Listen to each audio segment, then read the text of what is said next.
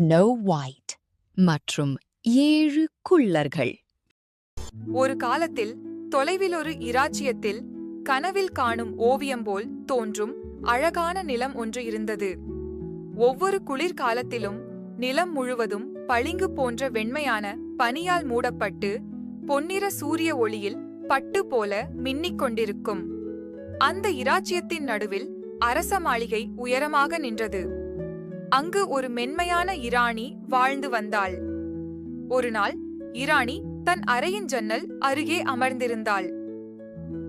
வெளியில் பனித்துளிகள் சிறிய படிகங்கள் போல பளபளத்து விழுந்து கொண்டிருந்தன. அவள் வெண்மையான துணியில் ஊசி ஓட்டிக் கொண்டிருந்தாள். அந்த அமைதியான பனியின் அழகு அவளது இதயத்தை கனவுகளால் நிரப்பியது. திடீரென்று ஊசி அவளது விரலில் துளைத்தது. சிவப்பாக துளித்த 3 துளி இரத்தம் அந்த பளிங்கு வெள்ளை துணியில் விழுந்தது. இராணி அதை பார்த்து ஆழமாக மூச்சுவிட்டாள். ஆஹா, எனக்கு ஒரு குழந்தை கிடைத்தால் எவ்வளவு நன்றாக இருக்கும். அவளது தோல் பனி போல் வெண்மையாகவும், உதடு இரத்தம் போல் சிவப்பாகவும், முடி கருங்காலி மரம் போல கருப்பாகவும் இருக்க வேண்டும் என்று எண்ணினாள். வானமே அவளது ஆசையை அருளியது போல சில நாட்களில் அவளது கனவு நனவானது. ஒரு அழகான பெண் குழந்தை பிறந்தாள். அந்த சிறுமிக்கு பனி போல தூய வெண்மையான தோல், சிவந்த உதடுகள், கருப்பு எபனி போல கூந்தல். அவர்களது மகளுக்கு ஸ்னோ ஒயிட் என்று பெயர் வைத்தனர். ஆனால் மகிழ்ச்சி நீண்ட நாட்கள் நீடிக்கவில்லை. குழந்தை பிறந்த சில நாட்களிலேயே அந்த இராணி நோயுற்று உயிரிழந்தாள். மன்னன் மிகுந்த துயரத்தில் ஆழ்ந்தான். அரண்மனை முழுவதும் துக்கம் சூழ்ந்தது. 1 ஆண்டுக்குப் பிறகு மன்னன் மறுமணம் செய்தார். புதிய இராணி அழகாக இருந்தாலும் அவளது அழகுக்கு இணையாக அவளது அகம்பாவமும் பொறாமையும் அதிகமாக இருந்தது. அவளிடம் ஒரு மந்திரக் கண்ணாடி இருந்தது. ஒவ்வொரு நாளும் அதன் முன் நின்று அவள் கேட்டாள், கண்ணாடியே, சுவரில் தொங்கும் கண்ணாடியே, உலகில் மிக அழகானவள் யார்? கண்ணாடி எப்போதும் பதில் அளித்தது, என் இராணியே, நீயே உலகில் அழகானவள். இந்த பதில் அவளது பெருமையை உயர்த்தியது. ஆண்டுகள் கடந்து ஸ்னோ ஒயிட் வளர்ந்து இளம் வயதிற்கு வந்தாள். அவள் அழகு, இனிமை, மென்மையான மனம் ஆகியவற்றால் அனைவரையும் கவர்ந்தாள். பனி போல் வெண்மையான தோல், ரோஜாவைப் போல சிவந்த உதடுகள், கருங்காலி மரம் போல கூந்தல். யாரும் அவளை பார்த்தால் ஆச்சரியத்துடன் ரசிப்பார்கள். ஒரு நாள் வழக்கம்போல் இராணி கண்ணாடியிடம் கேட்டாள், கண்ணாடியே, சுவரில் தொங்கும் கண்ணாடியே, உலகில் மிக அழகானவள் யார்? ஆனால் இம்முறை பதில் மாறிவிட்டது. நீ அழகானவள் இராணியே, ஆனால் ஸ்னோ ஒயிட் உன்னைவிட அழகானவள். இது கேட்டு இராணி கோபமும் பொறாமையும் கொண்டாள். என் வாழ்நாளில் யாரும் என்னை விட அழகாக இருக்கக்கூடாது, ஸ்னோ ஒயிட் அழிய வேண்டும் என்று முடிவெடுத்தாள். அவள் ஒரு வேட்டைக்காரனை அழைத்து உத்தரவிட்டாள். ஸ்னோ ஒயிட்டை காட்டுக்குள் அழைத்துச் செல், அங்கு அவளை கொன்றுவிடு, சான்றாக அவளது இதயத்தை கொண்டு வா. வேட்டைக்காரன் கட்டாயத்தால் ஸ்னோ ஒயிட்டை காட்டுக்குள் அழைத்துச் சென்றான். ஒரு தனிமையான இடத்தை அடைந்ததும் கத்தியை எடுத்தான். பயந்து நடுங்கிய ஸ்னோ ஒயிட் முழங்காலில் விழுந்து வேண்டிக் கொண்டாள். ஓ, தயவு செய்து என்னை விடுங்கள், நான் அரண்மனைக்கு திரும்ப மாட்டேன். இந்த காட்டிலேயே அமைதியாக வாழ்ந்து விடுவேன். தயவு செய்து என்னை காப்பாற்றுங்கள். அவளது கண்ணீரும் நிர்பாவமுமாகிய முகமும் வேட்டைக்காரனின் இதயத்தை உருக்கியது. அவன் ஆயுதத்தை கீழே இறக்கி மெதுவாகச் சொன்னான், குட்டியே, ஓடிவிடு. இராணி உன்னை உயிரோடு விடமாட்டாள். தப்பி ஓடு, உன்னை நீயே காப்பாற்றிக்கொள். அவன் அங்கே ஒரு காட்டுப்பன்றியைக் கொன்று அதன் இதயத்தை இராணிக்கு கொண்டு சென்றான். அதை ஸ்னோ ஒயிட்டின் இதயம் என்று சொல்லி இராணியை ஏமாற்றினான். இராணி அதை நம்பி மகிழ்ச்சியடைந்தாள். அந்நேரத்தில் ஸ்னோ ஒயிட் காட்டில் தனிமையில் அலைந்து கொண்டிருந்தாள். உயர்ந்த மரங்கள் சூரிய ஒளியை கூட மறைத்துவிட்டன. விலங்குகளின் சத்தமும் இலைகளின் சலசலப்பும் அவளை அச்சமடையச் செய்தது. அவள் சோர்வுடன் பசியுடன் பல மணி நேரம் நடந்தாள். இறுதியில் மரங்களுக்கிடையே ஒரு அழகான குடிசை தோன்றியது. ஆர்வத்துடன் உள்ளே சென்றாள். அங்கு எல்லாம் சுத்தமாகவும் அழகாகவும் இருந்தது. 7 சிறிய நாற்காலிகள், 7 சிறிய தட்டுகள், 7 சிறிய படுக்கைகள் வரிசையாக இருந்தன.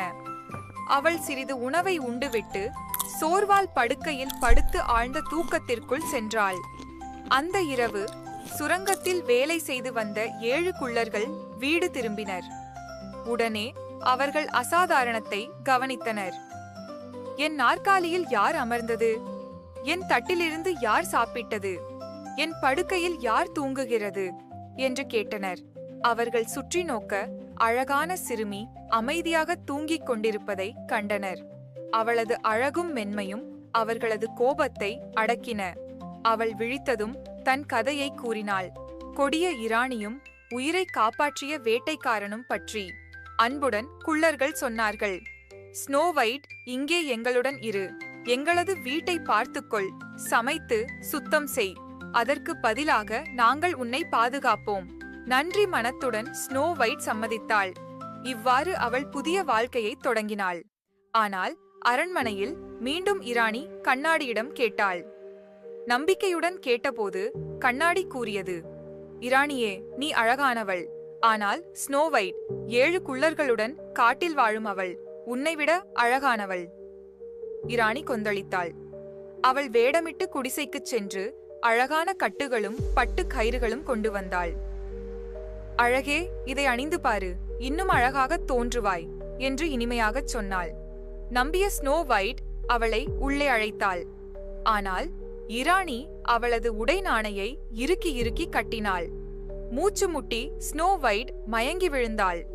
நன்றாகவே குள்ளர்கள் திரும்பி வந்து கயிறை அவிழ்த்தனர். அவள் மீண்டும் உயிர் பெற்றாள்.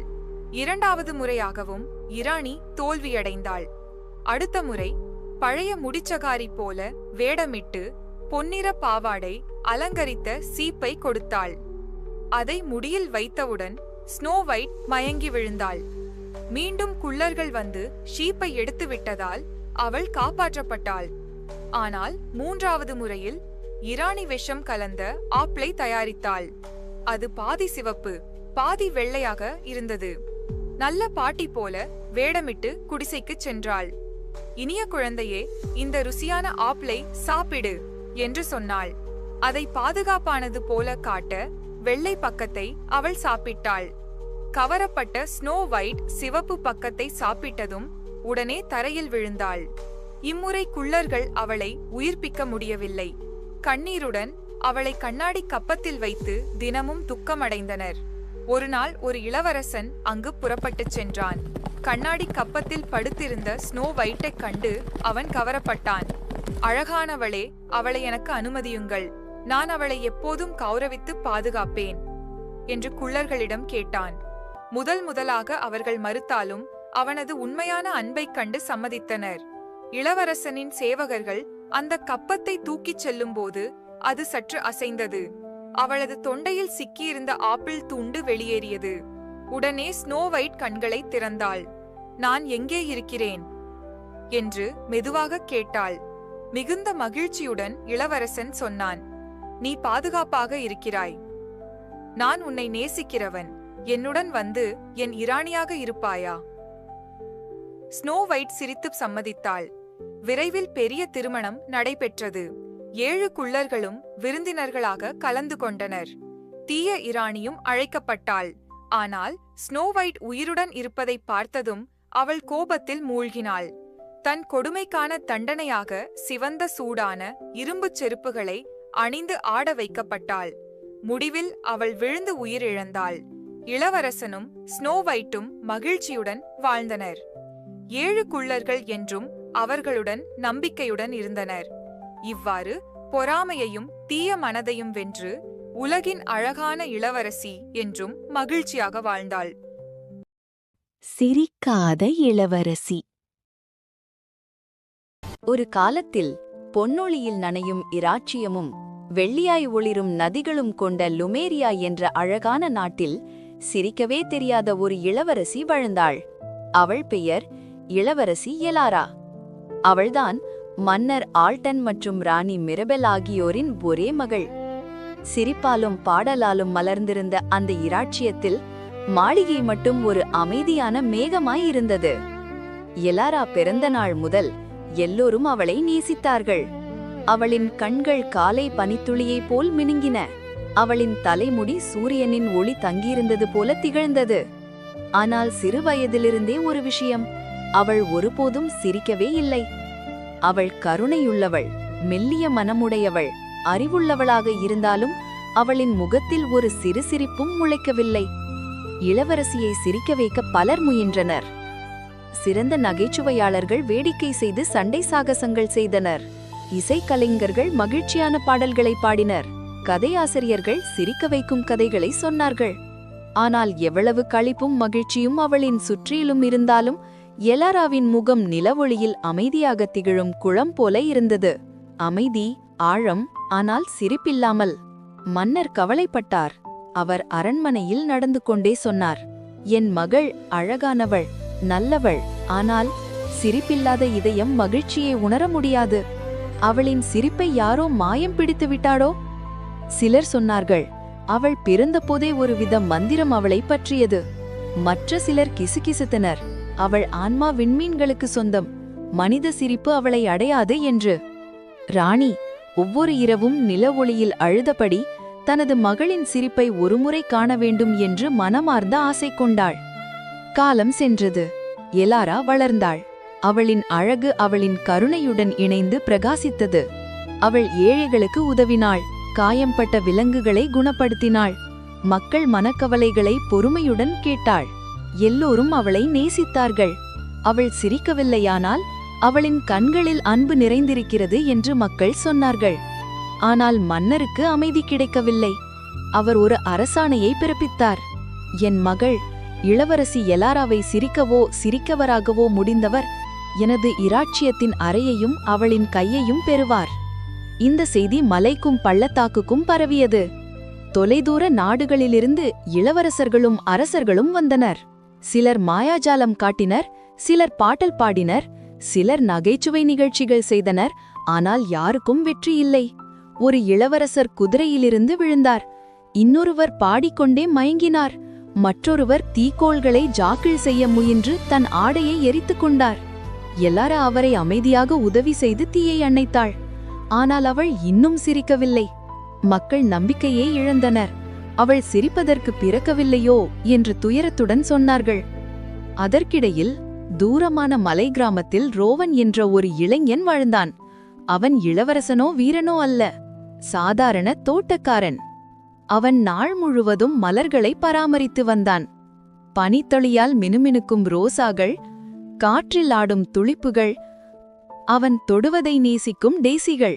ரோவன் நம்பினான், மலர்களுக்கும் இதயமுண்டு என்று. ஒவ்வொரு காலையும் அவன் அவற்றிடம் நன்றி கூறுவான். ஒரு நாளிரவு அவன் நட்சத்திரங்களின் கீழ் அமர்ந்திருந்தபோது பயணிகள் பேசிக் கொண்டிருந்ததை கேட்டான். சிரிக்காத இளவரசி பற்றி கேட்டீர்களா? மன்னர் அவளை சிரிக்க வைக்க முடிந்தவருக்கு அரை இராச்சியம் தருவாராம். அந்த வார்த்தைகள் ரோவனின் இதயத்தை தொட்டன. செல்வத்திற்காக அல்ல, அந்த துயரமான இளவரசியை நினைத்து. அவன் நட்சத்திரங்களை நோக்கி, யாரும் சிரிப்பில்லாமல் வாழக்கூடாது என்று மெல்ல சொன்னான். அடுத்த நாள் அவன் தனது தோட்டத்திலிருந்து ஒரு சிறிய விதைப்பையை எடுத்தான். மகிழ்ச்சி விதைகள், அவை உண்மையான மகிழ்ச்சியால் மட்டுமே மலரும். அவன் தனது நீண்ட பயணத்தை ஆரம்பித்தான். மூடு பனிக்காடு, சந்திர ஒளியில் பாடும் ஆறுகள், கழுகுகள் பறக்கும் மலைகள், அவற்றையும் தாண்டி அவன் மெல்ல பாடிக்கொண்டே சென்றான். அவன் பாதையில் மலர்கள் தானாகவே மலர்ந்தன, அவனை வழிநடத்துவது போல. இறுதியில் அவன் லுமேரியாவை அடைந்தான். காவலர்கள் அவனைக் கண்டு சிரித்தனர். நீயா, சாதாரண தோட்டக்காரன்? மன்னர்களும் மாயாவாதிகளும் முடியாததை நீயா செய்யப் போகிறாய்? ரோவன் அமைதியாக சிரித்தான். நான் முயற்சி செய்கிறேன் என்றான். மன்னர் அவனை அனுமதித்தார். ராணி மெரபெல் மென்மையாக சொன்னாள், நீ முயற்சி செய்யலாம் தோட்டக்காரனே. ரோவன் மண்டியிட்டு வணங்கி எலாராவை நோக்கினான். அவள் அமைதியாக அமர்ந்தாள், மெதுவாக பார்த்தாள். அருள்மிகு இளவரசே என்று ரோவன் சொன்னான், நான் சிரிப்புகளையும் பாடல்களையும் கொண்டு வரவில்லை. நான் உங்களுடன் ஒரு தோட்டத்தை பகிர்ந்து கொள்ள வந்தேன். ஒரு தோட்டமா என்று எலாரா ஆச்சரியமாக கேட்டாள். ஆம் என்று ரோவன் மென்மையாக சொன்னான். இவை மகிழ்ச்சி விதைகள். யாராவது உண்மையாக மகிழ்ந்தால் மட்டுமே இவை மலரும். நான் உங்களை சிரிக்க வைக்க முடியாது, ஆனால் அவை உங்களுக்கு மகிழ்ச்சி என்ன என்பதை உணர்த்தலாம். இலாரா ஒரு நொடி தயங்கினாள். ஆனால் அவன் நேர்மையான குரல் அவளின் இதயத்தை தொட்டது. சரி என்றாள். நாம் அவற்றை நடப்போம். அவர்கள் அரண்மனை முற்றத்தில் சென்று நிலத்தை தோண்டினார். காற்று மென்மையாக வீசியது. வானம் தங்கமும் பீச்சு நிறங்களிலும் மிளிர்ந்தது. ரோவன் விதைகளை மெதுவாக நட்டான். எலாரா அவனுடன் சேர்ந்து மண்ணை தொடர்ந்தாள். முதல் முறையாக அவள் பூமியின் உயிரை உணர்ந்தாள். வெப்பமான உயிருடன் இருந்து மண். நாட்கள் கடந்து சென்றன. ரோவன் விதைகளை அன்புடன் பராமரித்தான். அவன் ஒவ்வொரு காலையும் அவற்றிடம் மெதுவாக பாடினான். எலாரா அவனை பார்க்க வந்தாள். அவன் மலர்களை பற்றி கதைகள் சொன்னான். ஒவ்வொரு மலருக்கும் ஒரு ரகசிய பெயரும் ஒரு நோக்கமும் உண்டு என்று அவன் சொன்னான். பனி என்பது இயற்கையின் சிரிப்பு. காற்று மரங்களின் ரகசியங்களை சொல்லும் தூதன். அவள் இன்னும் சிரிக்கவில்லை. ஆனால் அவளின் இதயம் மெதுவாக விழித்தெழ ஆரம்பித்தது. ஒரு காலை அவள் ஆச்சரியப்பட்டாள். ஒரு விதை முளைத்திருந்தது. அதன் தண்டு சிறிய இதய வடிவில் வளைந்திருந்தது. இது முளைத்து விட்டதே என்றாள். ஆம் என்று ரோவன் சிரித்தான். ஏனென்றால் இது உன் வெப்பத்தை உணர்ந்தது. ஒரு காற்று வீசியது. அவளின் தலைமுடியை தொட்டது. அந்த நேரத்தில் எலாராவின் அதடுகள் மெதுவாக வளைந்தன. சிறு சிரிப்பு. ரோவன் அதை கண்டான். ஆனால் எதுவும் சொல்லவில்லை. சிரிப்புடன் தனது பணியை தொடர்ந்தான். காலம் போனது. தோட்டம் மலர்ந்தது. இதுவரை யாரும் காணாத நிறங்களிலான மலர்கள். அவற்றின் வாசனை மாளிகையையே மயக்கியது. மக்கள் அதிசயித்தனர். அந்த தோட்டத்தை அவர்கள் மகிழ்ச்சி தோட்டம் என்று அழைத்தனர். ஒரு மாலை ரோவன் ஒரு சிறிய கண்ணாடியை எலாராவிடம் கொண்டு வந்தான்.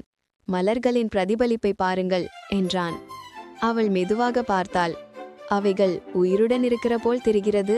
மகிழ்ச்சியாக என்றாள். ரோவன் சிரித்தான். இவை உன் இதயத்திலிருந்து மலர்ந்தவை இளவரசி. ஒவ்வொரு இதழும் உன் கருணையால் பிரகாசிக்கிறது. நீதான் இந்த அழகை உருவாக்கினாய். எலாரா கண்ணாடியில் மீண்டும் பார்த்தாள். அதில் அவள் தன் முகத்தில் ஒரு சிரிப்பை கண்டாள். அது மந்திரமல்ல, மனதின் ஆழத்திலிருந்து வந்த உண்மையான சிரிப்பு. அவள் மெதுவாக சிரித்தாள். பின்னர் சிரிப்பு இசையாக மாறியது. அந்த சிரிப்பு மாளிகையையும் மக்களையும் காற்றையும் மகிழ்ச்சியால் நிரப்பியது. ராணி கண்ணீருடன் சிரித்தார். மன்னர் மகிழ்ச்சியுடன் சத்தமாக சிரித்தார். மணி ஓசைகள் முழங்கின. பறவைகள் வானில் பறந்தன. சிரிக்காத இளவரசி இப்போது சிரித்தாள். அந்த நேரத்தில் தோட்டம் ஒளிர்ந்தது. மலர்கள் பொன்னொலியில் மின்னின. பட்டாம்பூச்சிகள் வானில் ஆடின. நீரூற்று வண்ணமயமான துளிகளாக வெடித்தது. ராஜ்யம் முழுவதும் மகிழ்ச்சியில் மூழ்கியது. எலாரா ரோவனை நோக்கி மெதுவாக சொன்னாள். யாராலும் முடியாததை நீ செய்தாய். நீ எனக்கு மகிழ்ச்சியை திருப்பிக் கொடுத்தாய். மன்னர் முன்னே வந்து, இளைஞனே, நீ எனது அரசாணையை நிறைவேற்றினாய். அரை ராஜ்யமோ அவளின் கையோ எது வேண்டும் என்றார். ரோவன் சிரித்தான். அரசே, நான் செல்வத்திற்காக வரவில்லை. அவளின் சிரிப்பை காணவே வந்தேன். அதுவே எனக்கு போதும்.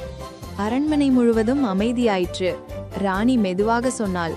எதையும் எதிர்பார்க்காத இதயம்தான் உண்மையில் எல்லாவற்றிற்கும் தகுதி பெற்றது. எல்லாரா அவனிடம் வந்து மெதுவாக சொன்னாள். அப்படியென்றால் நீ இங்கேயே இரு. நம்முடைய தோட்டத்தை ஒன்றாக வளர்ப்போம். நம்முடைய ராஜ்யம் என்றும் சிரிப்பில் மலரட்டும். ரோவன் நெஞ்சாக சிரித்தான். அதுதான் உங்கள் விருப்பம் என்றால் நான் இங்கேயே இருப்பேன். அப்படி சிரிக்காத இளவரசியும் எளிமையான தோட்டக்காரனான ரோவனும் சேர்ந்து அந்த தோட்டத்தை பராமரித்தனர். அவர்களின் அன்பு மெதுவாக மலர்ந்தது, இயற்கையின் மலரைப் போலவே.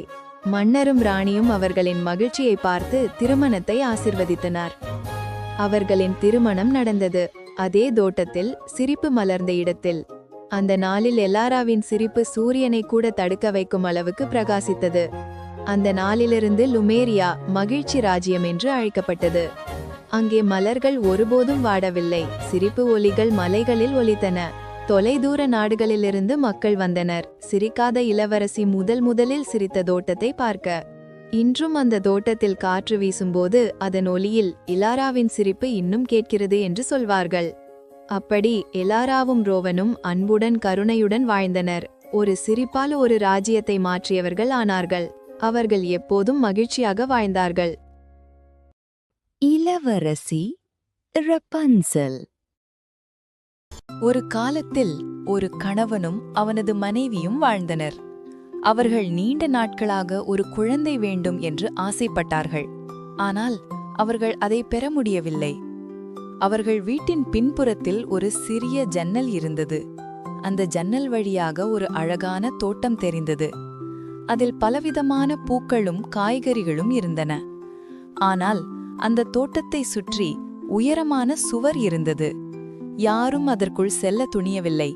ஏனெனில் அந்த தோட்டம் ஒரு வல்லமையுள்ள சூனியக்காரி யாருக்கு சொந்தமானது. உலகமே அவளை பயந்து நடுங்கியது. ஒரு நாள் அந்த மனைவி ஜன்னல் வழியாக வெளியே பார்த்து கொண்டிருந்தாள். அப்போது அவள் தோட்டத்தில் பசுமையாகவும் கவர்ச்சியாகவும் வளர்ந்திருந்த ஒரு ராம்பியன் செடி கூட்டத்தை பார்த்தாள். அதன் இலைகள் அவளுக்கு மிகவும் பிடித்திருந்தது.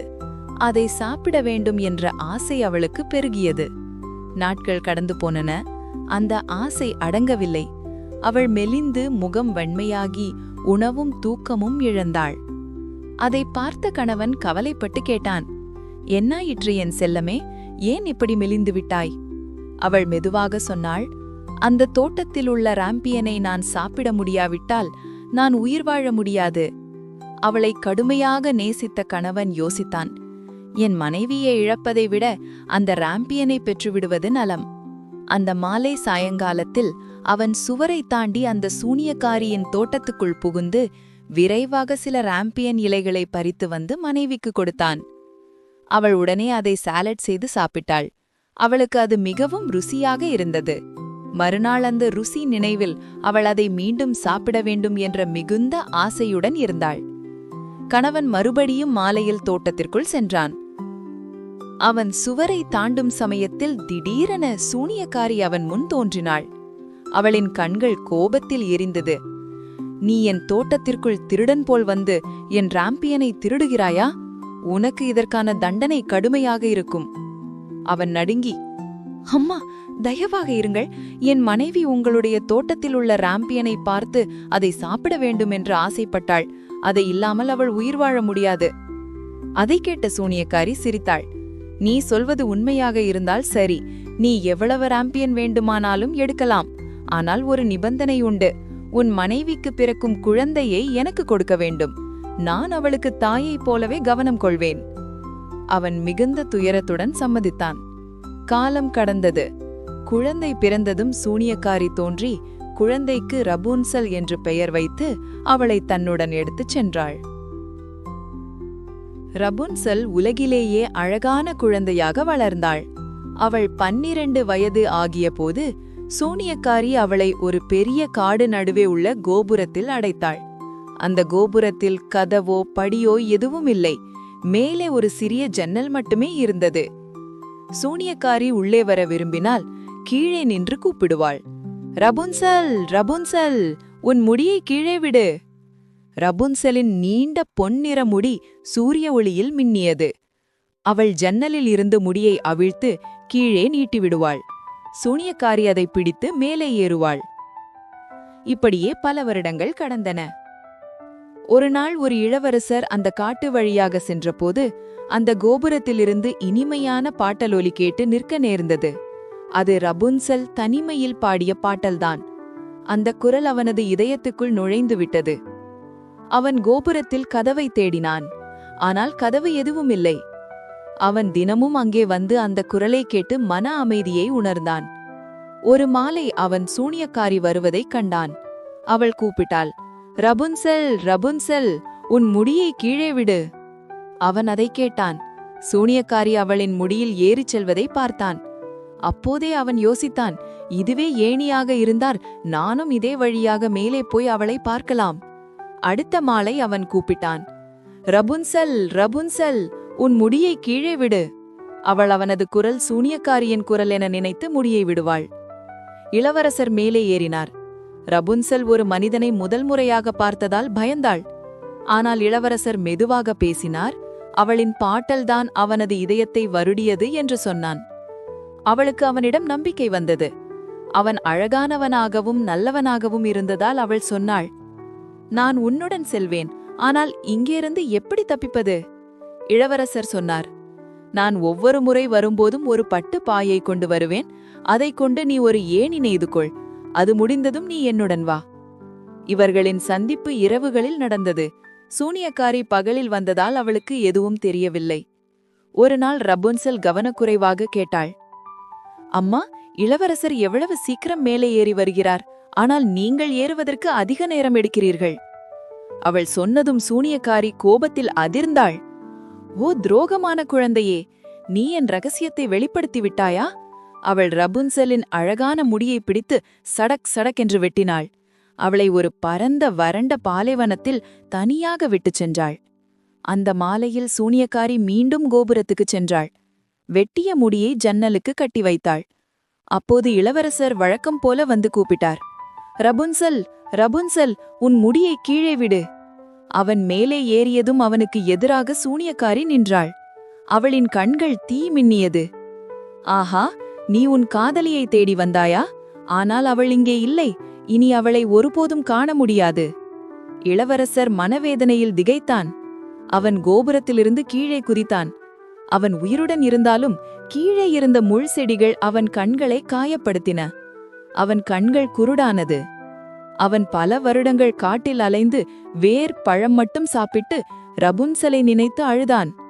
அந்த காலத்தின் முடிவில் ஒரு நாள் அவன் பாலைவனத்தில் இருந்து ஒரு பரிச்சயமான குரலை கேட்டான். அது ரபுன்சலின் குரல்தான். அவன் அந்த திசையில் சென்றான். ரபுன்சல் அவனை பார்த்ததும் கண்ணீருடன் அணைத்தாள். அவளது கண்ணீர் அவன் கண்களில் விழுந்தது. அதிசயம், அவனது கண்கள் மீண்டும் திறந்தன. அவன் அவளை தன் நாட்டிற்கு அழைத்துச் சென்றான். அங்கே மக்கள் மகிழ்ச்சியுடன் தங்கள் இளவரசரை வரவேற்றனர். அவள் இரட்டை குழந்தைகளுடன் வந்தாள். ஒரு சிறுவன், ஒரு சிறுமி. அரண்மனை முழுவதும் மகிழ்ச்சி பொங்கியது. இசை, நடனம், பூக்கள், கொண்டாட்டம். நாட்கள் நீண்ட கொண்டாட்டம் நடந்தது. ரபுன்சலின் வர்க்குணம், தைரியம் எல்லாம் நாட்டில் புகழ் பெற்றது. இளவரசர் அரசனாக போது அவர் அவருடன் இணைந்து அன்பும் நியாயமும் நிறைந்த ஆட்சியை நடத்தினார். சூனியக்காரி மீண்டும் ஒருபோதும் காணப்படவில்லை. ஒரு காலத்தில் சுவரால் மறைக்கப்பட்டிருந்த அந்த தோட்டம் மக்கள் அனைவருக்கும் திறக்கப்பட்டது. அது இனி எல்லாருக்கும் பூக்களாலும் நறுமண மூலிகைகளாலும் நிரம்பிய தோட்டமாக இருந்தது. அவ்வாறு நட்சத்திரங்கள் பிரகாசித்த வானத்தின் கீழ் ரபுன்சலும் இளவரசரும் அவர்களின் குழந்தைகளும் அன்போடு மகிழ்ச்சியுடன் வாழ்ந்தனர்.